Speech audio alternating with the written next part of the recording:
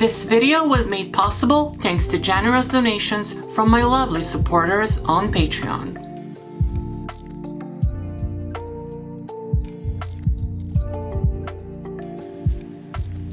Hello everyone! Welcome to my YouTube channel. My name is Sonia. If you're already familiar with my work, hello there. If not, that is perfectly fine.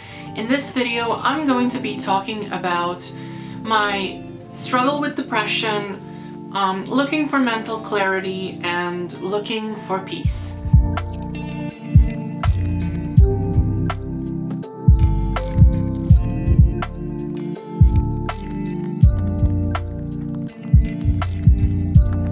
So, a little disclaimer before we get into the video. As I already said, I'm going to be discussing depression and suicide ideation, so if either of these two topics can be triggering for you, please take care of yourself, don't watch this video and click away. For those of you who may not be familiar with my work, I am a transgender woman and I have been an LGBT activist for over a decade now, and I've been an activist in very conservative Serbia.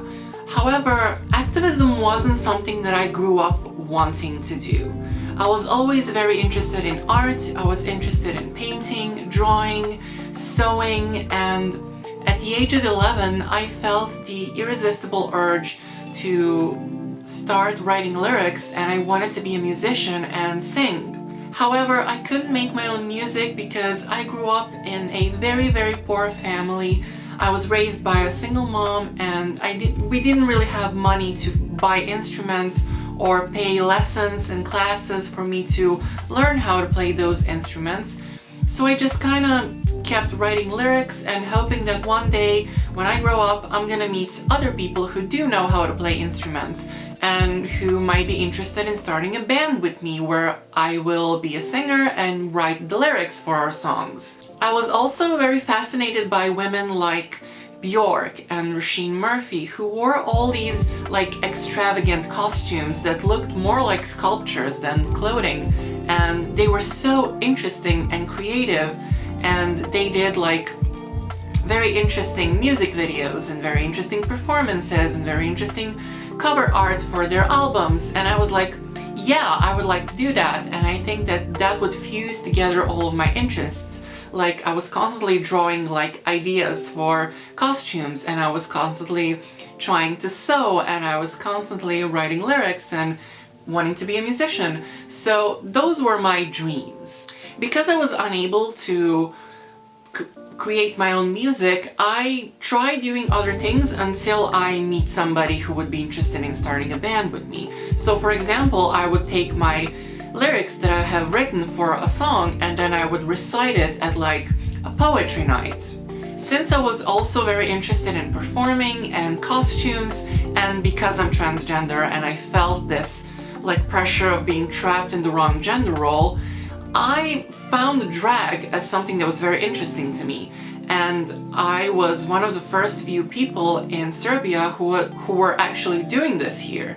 And since these were like the years of like the first few seasons of RuPaul's Drag Race and people were just starting to warm up to the idea of drag, obviously that worked in my favor. When I raised enough money to buy a quality laptop, I started DJing, and then I started throwing my own parties, and I was like always performing at them as like a drag queen DJ, and for the time this was like a very original concept for Belgrade. I was the only one doing it, and clearly it worked out in my favor and ended up being a job that I was working for 5 years.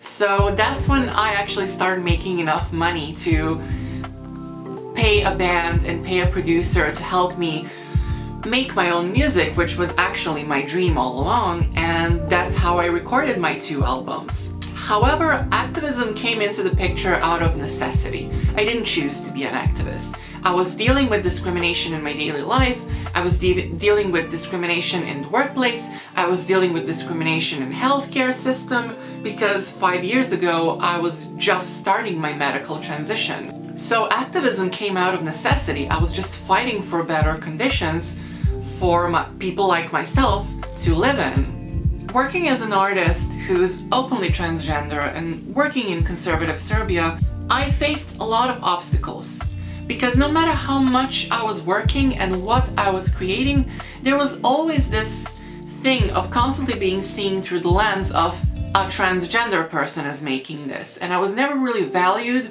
for what I can create. It was mostly valued on a transgender person is creating this. And I've had employers tell me to my face, no, you can't DJ at this club because we don't feel comfortable having an LGBT person here or an openly LGBT person. We don't want to be labeled as a gay club. So needless to say, I was hitting a lot of dead ends, I was experiencing a lot of obstacles, I was experiencing a lot of burnouts and sometimes even complete loss of motivation. And when the pandemic hit, it was like a final nail in the coffin.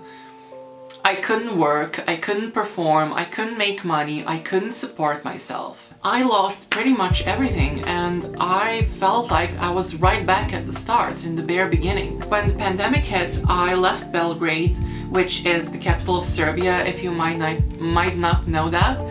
And I came back to my hometown, which is a small village next to a very small town called Shabac in Serbia, to live with my mother and my grandparents. Ever since 2020 started, I feel like the world has been turned upside down. I feel like we're witnessing more and more awful things happening every single day. One thing that was especially traumatic for me, as something that relates to me being transgender, is that we're watching an increased hostility and hatred towards transgender people. We're witnessing more and more anti-trans laws being passed around the clock, which is not only reducing the quality of our lives and stopping us from being equal members of society, but it also affects our mental health.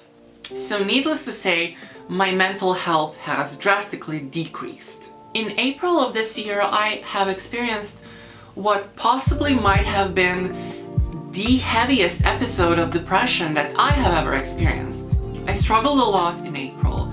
I spent most of my days riding my bike as much as I can, as far away as I can, and I would dread coming back home because I knew that once I come back into this like tiny shoebox of my room, I would slowly fall down the depression hole more and more, and I would rethink my darkest thoughts over and over again.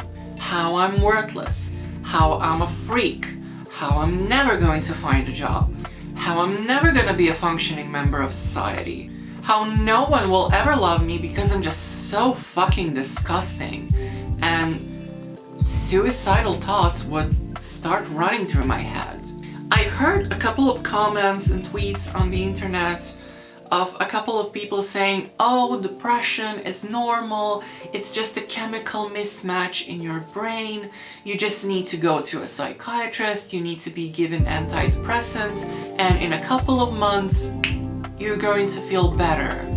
And although I can acknowledge that that is the case for some people, because for some people it is just a chemical mismatch in their brain, that wasn't really the case for me. Especially wasn't the case this time.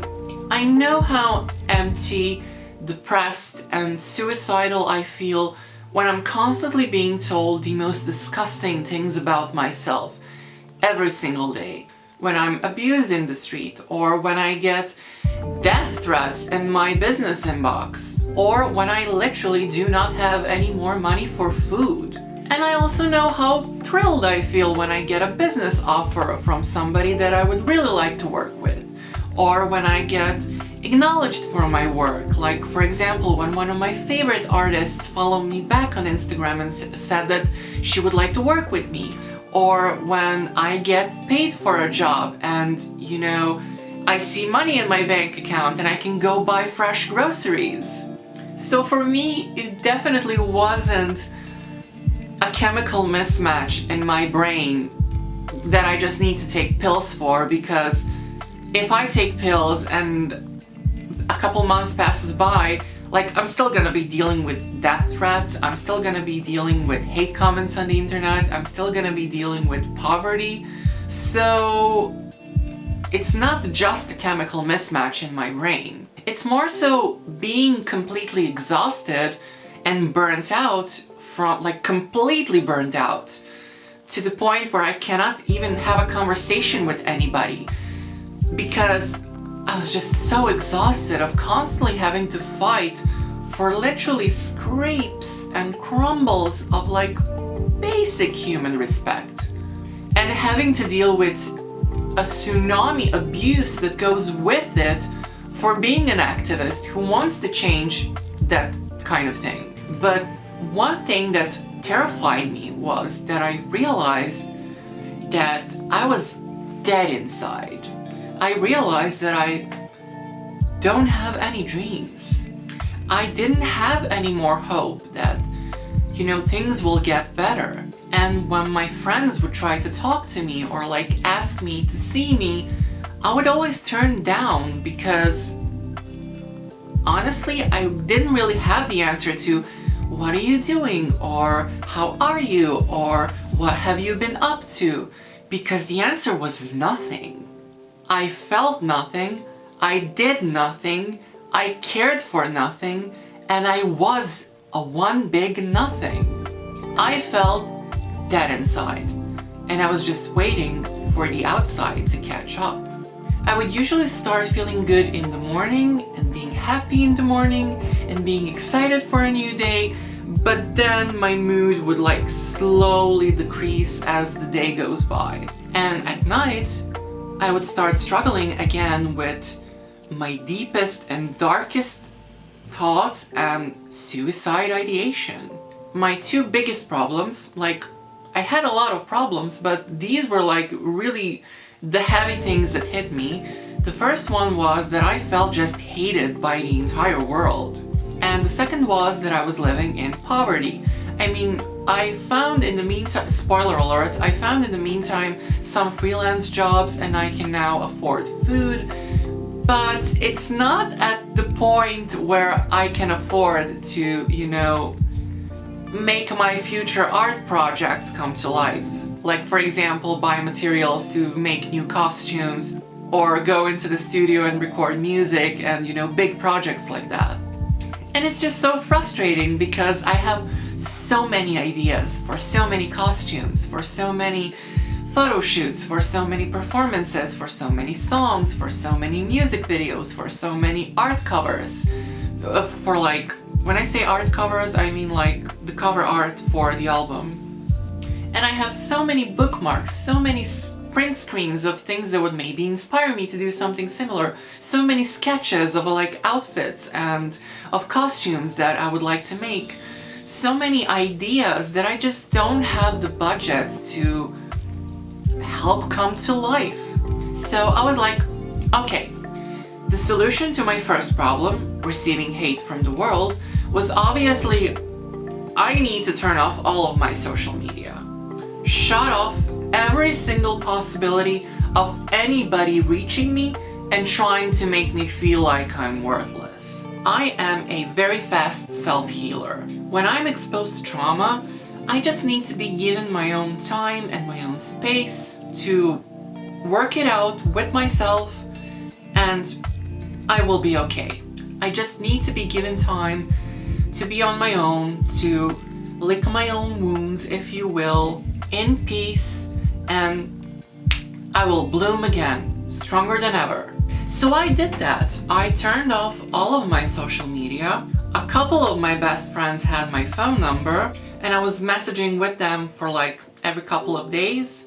And I tried to keep myself isolated from the world, trying to recover an objective image of myself that wasn't corrupted by the hatred that I was getting from people online. The fucked up thing about being transgender is that during your whole life you have to deal with pain. Before you start your transition, you have to deal with the pain of gender dysphoria. This brutal feeling of feeling like you're trapped in the wrong gender, and the sadness of knowing that you have the potential to be you and to be free, but you can't because there are so many obstacles and so many social conditions. Like, for example, your family might disown you. They might kick you out of the house. You might be living in a conservative small town where your safety might be jeopardized. If you have a job, you might fear being fired from your job. If you're renting an apartment, that you might be, afraid of being kicked out of your apartment. There's so many legitimate fears why people stay in the closet and postpone, coming out of the closet and starting their transition. And then once you come out, you feel like a weight has been lifted off your chest. Like you feel finally free, like you can be yourself and you can relax, and you don't have to pretend like you're something that you're not. But you start to feel a different type of pain. You start to feel the agonizing pain of being completely disinvited, unwelcomed, and hated by the world. You might struggle to find friends, you might struggle to find relationships, you might struggle to find a job, you might struggle to find an apartment, you might struggle in the street, and deal with violence and harassment. You might be discriminated when you try to access healthcare. And if you're a sucker for justice like me, and you try to use your online presence or platform, or however you want to call it, to discuss the necessity of fighting for human rights and fighting for trans rights and fighting against transphobia and against transphobic violence and against transphobic discrimination, you have to deal with an overwhelming tsunami of harassment that will come at you because of it. My transition saved my life. The depression that I was experiencing before transition and the one I'm feeling now are completely different. Before my transition, I was unhappy with what I looked like and who I was and the gender role that I was in. And I wasn't happy and I wasn't okay with myself when I was by myself. The depression that I deal with after my transition is quite different. Right now, when I'm alone with myself, I'm happy with myself. I'm satisfied with myself. I love myself. I love my body. And although, my transition isn't where I would want it to be, as I said, money is kind of an issue, I'm still happy with myself. I'm happy that I did this. And if I had the power to turn back time, I would do it all again in a heartbeat. But the depression that I deal with right now, especially the one I was going through in April, is caused by other people, their pettiness, their behavior, their harassment. So the only way that I could find peace and achieve peace was literally to isolate myself from people. As I said, I turned off all of my social media, I deleted all the apps from my phone. I would spend whole days just riding my bike through the countryside, walking through fields, walking through forests, walking by the river. And I liked it. I finally felt like I found silence, I found peace, and I had all the time in the world for myself to just heal. I love walking by the river. I walk around 8 kilometers, which is 5 miles every single day. As I said, I live in a very small countryside next to a very small town called Shabac in Serbia. I would ride my bike through different villages, and I would get to this one factory that was actually far away from the city. And behind the factory is actually a road that would take you to the summer cottages by the river. The view of the shore, especially on the other side, causes a lot of emotions in me. It's funny how I actually spent my teenage years riding my bike to those same places when I was dealing with a different type of harassment, when I was dealing with being just relentlessly bullied in school. And I discovered this place in 2007, which means I was 14 at the time. There is one particular place that I find especially sacred. It's this coast, which is empty, and it's the only oasis that has survived for the entire time. No one has built a summer house there yet. There is one small cottage across the river and another one on this side. And I actually wrote a song about this place, and it's called Float. And it says, "There's a cottage by the river Where I swim to wash off the fever. Without a boat, I float. You can listen to the song on my debut studio album, Prudence.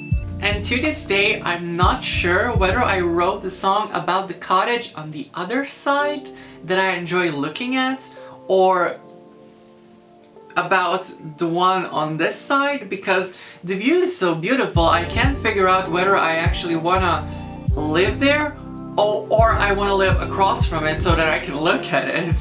My mission was to spend less time looking at screens and more time looking at beautiful landscapes. I felt like walking by the river and listening to relaxing music was a far healthier situation to be in if you're looking for a space and time to heal than being online and reading what everybody has to say about literally everything. But I can't say that landscapes and long walks by the river were the thing that kept me alive. Actually, I am very grateful and privileged to have these in my life. I have 4 dogs. Dogs are wonderful, dogs are powerful, and they fill my sad little heart with love and joy. When I get home into my little jail of a room and the darkest thoughts start running through my mind late at night, they cuddle into the bed with me and they just radiate love and warmth. But I have one dog, Zvezdana, who actually follows me whole day.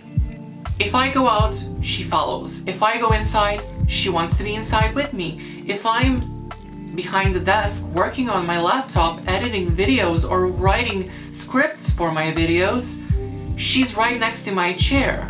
So if I'm having a panic attack, there's at least one dog next to me to comfort me. When I have a panic attack, I usually curl up in my bed and I cry and I try to focus on breathing, and Zvezdana would follow and she would jump into the bed with me and start comforting me. When my panic attack stops and I can breathe normally again, usually she looks at me with those big, beautiful brown eyes, with that face that says, "I love you, mommy."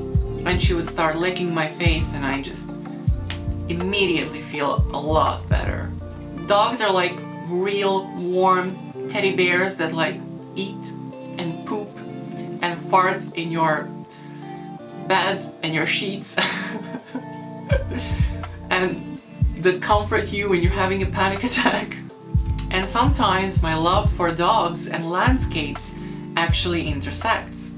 Because of the fact that I ride my bike in nature through countrysides where there are a lot of stray dogs, there's the danger that they might actually start running after me and try to bite me. So what you do when a dog starts running after you, you don't start running even faster because the dog is going to continue to chase you. You need to try to stop, get off your bike, and the dog will like stop chasing you. I always try to like stop and talk to them because I know that dogs don't really attack humans because they hate us. They attack because they're scared. So I try to like, you know, call them and see if they would approach me and then try to cuddle them. And sometimes if I have any food, I will give them food. And I would do that not just because I'm addicted to dogs and I just love cuddling them, but because if you try to become friends with the stray dog and you're passing through that area all the time, then the option of them actually attacking you the next time you pass by is gonna be lower. In fact, they might be actually happy to see you the next time you pass by that area. So it's also for your own safety. So there was this one dog that attacked me a couple of times in April, and I had to befriend her because I was passing through that area every single day. And I actually ended up bringing her food and water every single day for a month. And I actually managed to find a home for her, and I documented the whole process. So that's gonna be a whole new, a lot more cheerful video. But going back to the topic of this video, When I was riding my bike and listening to relaxing music, I tried going through a lot of introspection. I was reading my old diaries, I was going through my old drawings, I was going through my old stuff, I was going to places that used to make me feel at peace. The goal was to remember myself, what used to make me happy, what used to make me feel alive, what used to make me feel happy and excited to get up and experience the day, what used to motivate me, what I used to dream of, what used to inspire me to go for those dreams. I wanted to feel alive again. I wanted to have dreams and plans and an idea of what I wanted to happen in my future, because I didn't have any. I just felt like it's time for me to die, and that's it. And I didn't want to feel that way anymore. I went through the lists of my old drawings of like costumes and ideas that I had for costumes, some old photos that I never got to edit and post online. I went through some old lyrics that I have written that I never recorded as songs, and I realized how much I was ambitious about creating art and how much I wanted to create that art, and how sidetracked I was with transphobia and fighting for basic human rights and activism and arguing bigots online and doing videos where I debunk bigots. I was so sidetracked that I forgot what my original mission was. I am an artist. I am a creative individual. I live on my own planet that has its own melodies and its own colors and its own shapes. And my mission as an artist is to try to conjure my world into this world through writing and photography, costumes and art photos, and performances, whatever expression comes to my mind. And through that, discover more about myself and constantly evolve and change and create different dreams and create different futures for myself. So yeah, it was an interesting process. And if you get to meet and cuddle cute dogs in the meantime, it's an even more worthy of a process. Anyways, this video is a little bit of an update on my life and my work and my health, especially my mental health. I've been filming and documenting this entire process of looking for my mental clarity and, looking for different things to inspire me. So more content will come from that. I actually documented, as I said, the whole process of finding a home for that dog, so that video will also come. So if you like this video, stay tuned for more. And if you made it so far, thank you so much for watching. If you want to follow me on social media, my social media is in the description of this video. If you want to support my work, you can follow me on Patreon, and you can donate to my work at PayPal. Take care of yourselves, and I will see you very, very, very soon. Bye.